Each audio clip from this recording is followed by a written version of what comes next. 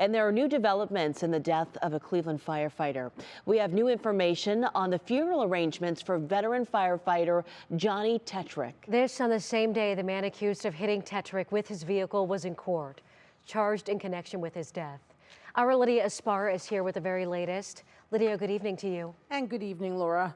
Laura and Carmen, I should say. We just learned a short time ago Monreal Funeral in Eastlake released details of the funeral services for Johnny Tetrick. Now, according to the funeral home, calling hours will be this Friday at Willoughby Hills Friends Church from 1 to 4 p.m. and 6 to 8 p.m. The funeral service will be held Saturday at Rocket Mortgage FieldHouse Arena at 11 a.m. Both the calling hours and funeral services are open to the public.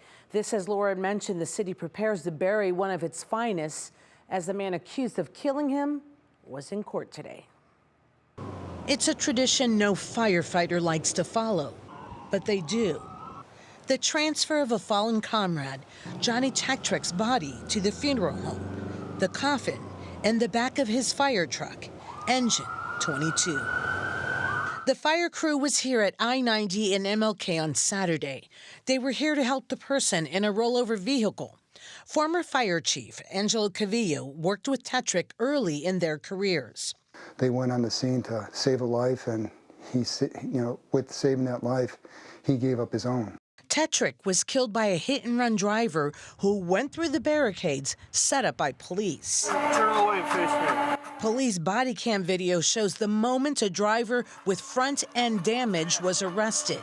We now know who was behind the wheel of that white car. Charged with aggravated vehicular homicide. Police say it's this man, Leander Bissell, booked and charged on aggravated vehicular homicide charges. A bond set at $500,000.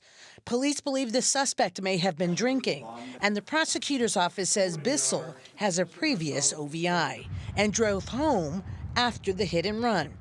Tetrick never made it home that night. On Monday, Tetrick's fellow brothers and sisters are now preparing for the long goodbye. Not only Cleveland firefighters, but firefighters from throughout the whole state and throughout the whole nation. It's been nearly 4 decades since a firefighter has been killed in the line of duty.